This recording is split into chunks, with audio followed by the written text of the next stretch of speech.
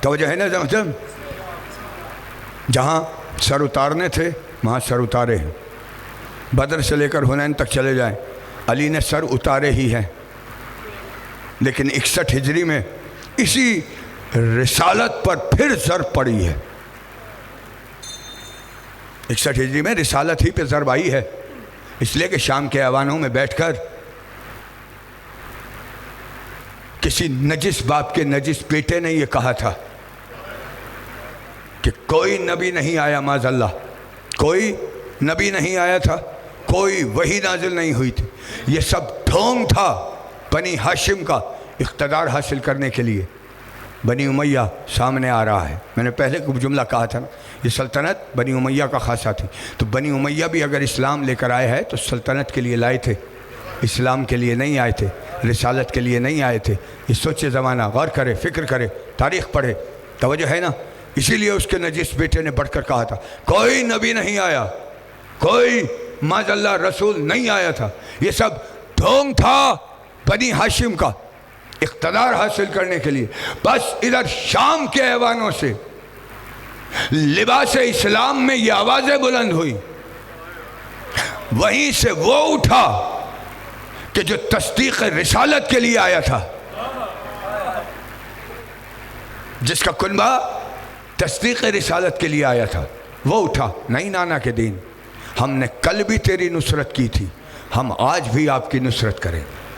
دین اسلام کے ناصر کا نام ہے اہل بیت، ناصران دین اسلام اہل بیت ہیں، چاہے ان میں جناب خدیجہ ہوں، چاہے جناب سیدہ ہوں، چاہے جناب مولا متقیان ہوں، چاہے حسنین ہوں، اور پھر پہلے محمد سے 12ویں محمد تک، یہ سارے ناصران اسلام، اور ان ناصران اسلام نے اپنا سر ہتھیلی پر رکھ کر اسلام کی نصرت کی ہے۔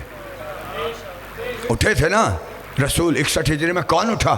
دے جواب مجھے ملت اسلامیہ، سارے بڑوں کی اولادیں بیٹھی ہوئی تھیں، اسلام پر مسلسل ضرب ماری جا رہی تھی، رسالت پر ضرب ماری جا رہی تھی، وہی پہ ضرب ماری جا رہی تھی، وہی کا انکار، رسالت کا انکار، روح محمدی کا انکار، سب بیٹھے ہوئے، وہی اٹھا جو روح محمدی کا وارث بھی تھا، جو قرآن کا وارث بھی ہے، جو کائنات کا صادق ہے، جو سچا ہے۔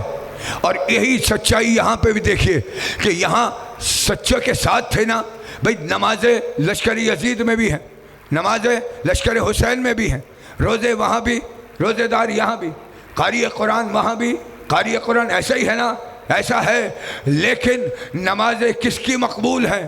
لشکر حسین کی یا لشکر یزید کی؟ لشکر حسین کی نا، کیوں؟ اس لیے کہ یہاں وقت کا سچا ہے۔ سوچیں قبلہ، سوچیں، میں تو فکر دے رہا ہوں، یہاں وقت کا سچا ہے، وقت کا صادق ہے، وہ کھڑا ہے، اور وہاں وقت کا سب سے بڑا جھوٹا، وقت کا طاغوت، نماز و سمیت جہنم رسید۔ یہاں عالم یہ ہے کہ شب عاشور یہ کہا جا رہا ہے کہ یہ سب میرے خون کے پیاسے ہیں۔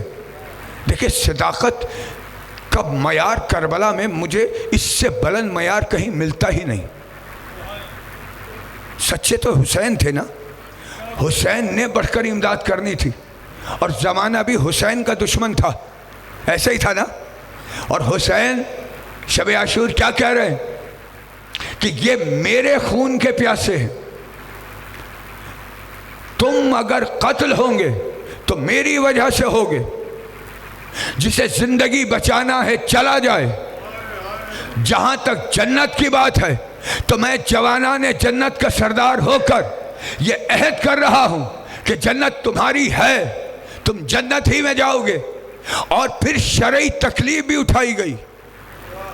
قبلہ سارے صاحبان فہم بیٹھے ہیں، سمجھے بات کو، شرعی تکلیف اٹھا رہا ہے حسین، بیعت اٹھا رہا ہوں میں تم سے، یعنی بیعت سے بھی مجبور نہیں ہو رہے، ہر طرح سے حسین نے آزادی دے دی کہ بیعت بھی اٹھا رہا ہوں، جنت بھی تمہیں دے رہا ہوں، زندگی بھی دے رہا ہوں، اور اگر اجالے میں جاتے ہوئے شرمندگی ہو رہی ہے تو چراغ خیمہ بجھا رہا ہوں، خاموشی سے جسے جانا ہے چلے جاؤ۔ شب عاشور یہ ہوا نا، چراغ بجھا، لیکن بجھ کے جو روشن ہوا تو پھر ایک چراغ نہیں تھا، ایمان کے 72 چراغ روشن ہوئے تھے۔ ایسا ہی ہے، ایمان کے 72 چراغ روشن ہوئے، اور ہر شہید نے کم و بیش یہی مفہوم ادا کیا تھا، صحرا کے لال اگر آج ہم زندگی بچا کر چلے بھی جائیں تو ایک نہ ایک دن تو مرنا ہے نا، موت تو ایک دن آئے گی۔ ہمیں اتنا بتا دے، آج ہم زندگی بچا کر چلے جائیں گے، لیکن حشر میں جب آپ کی دادی سیدہ کے سامنے پیش ہوں گے اور جناب سیدہ نے مجھ سے پوچھ لیا کہ میرے لال کو تنہا کیوں چھوڑا تھا، جزاک اللہ جزاک اللہ، پھر بتا سیدہ کے لال ہم کیا جواب دیں گے؟ عزیزارو، ہر شہید نے یہی کہا نا کہ ایک زندگی ہے، یہ لوگ اگر ہمیں قتل کر کے ہماری بوٹیاں کر دے، ہمارے لاشوں کو پامال کر دے، اس کے بعد انہیں آگ لگا دی جائے، آگ لگانے کے بعد راکھ کو فضا میں اڑا دیا جائے، اس کے بعد بھی ہمیں زندگی ملے گی، تو سیدہ کے لال ہم اس زندگی کو آپ کے قدموں میں وار دیں گے۔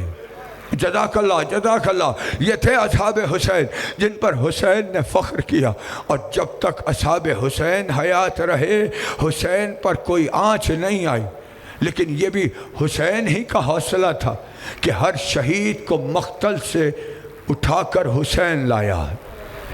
اللہ اکبر اللہ اکبر۔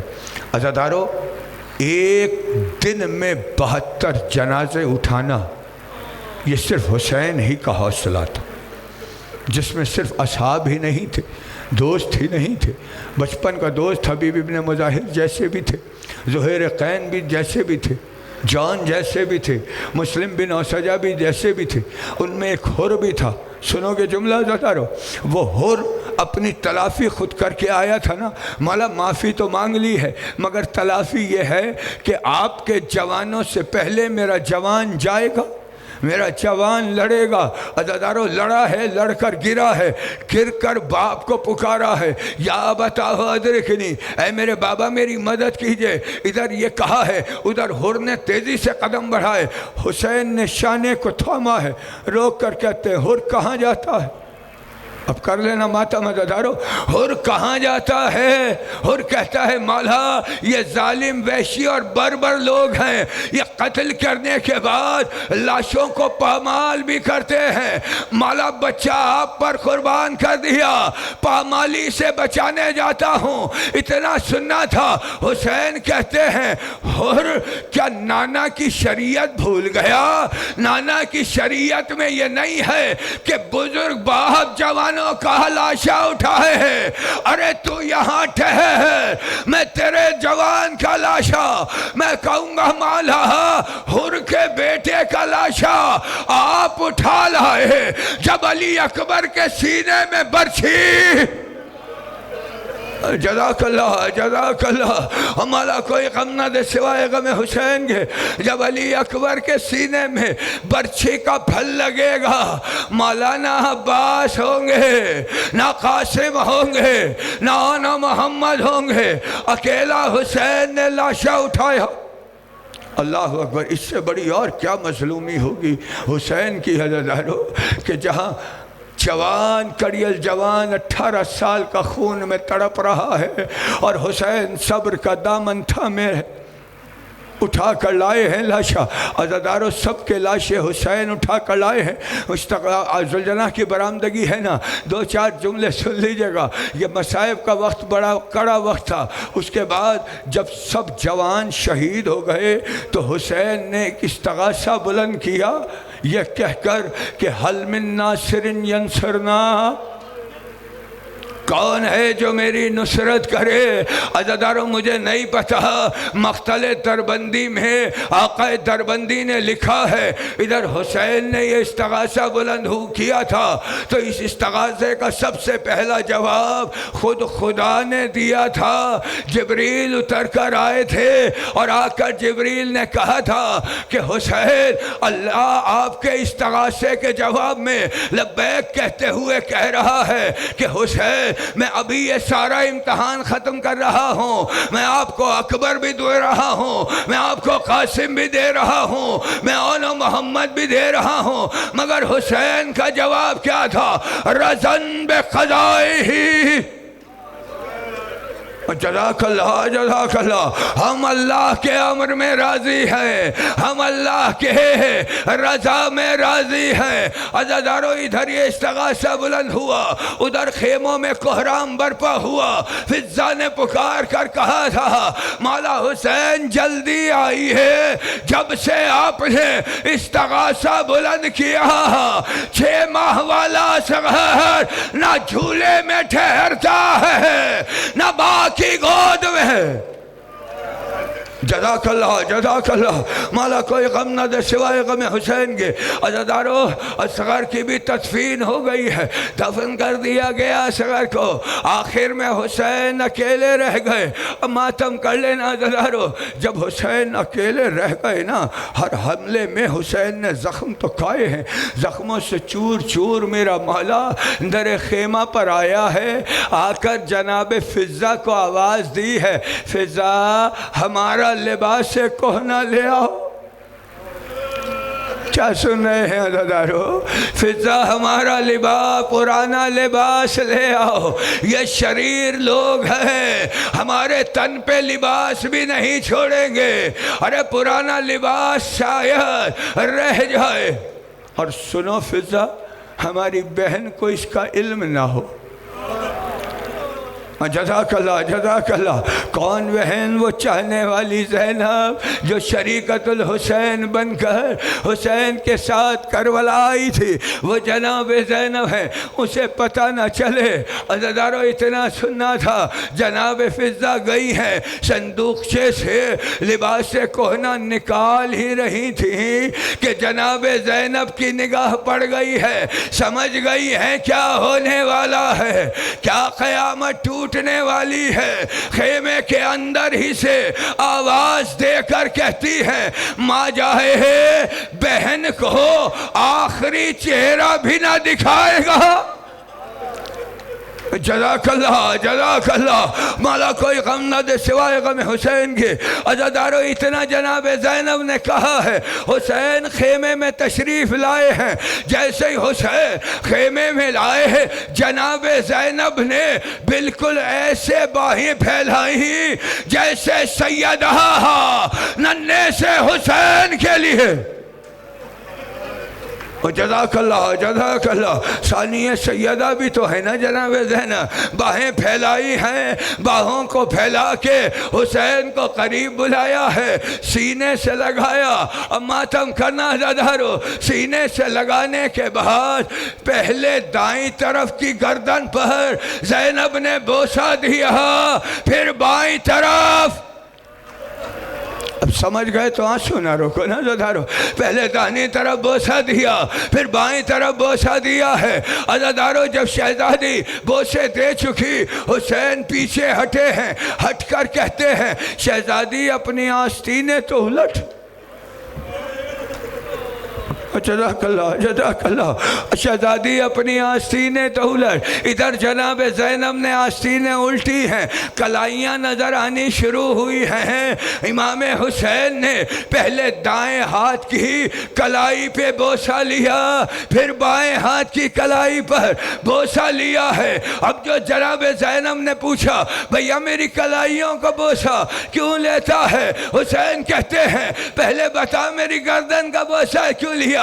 کہا مجھے بابا ماں نے وصیت کی تھی جب حسین آخری وقت میں رخصت کے لیا ہے تو میری طرف سے وہ گلا ضرور چومنا جو 3 دن کا پیاسا 13 ضربات سے۔ جزاک اللہ جزاک اللہ، مولا آپ کے اس ہائے کو قبول فرمائے، مولا آپ کے گریہ کو سلامت رکھے جو 13 ضربات سے کٹے گا۔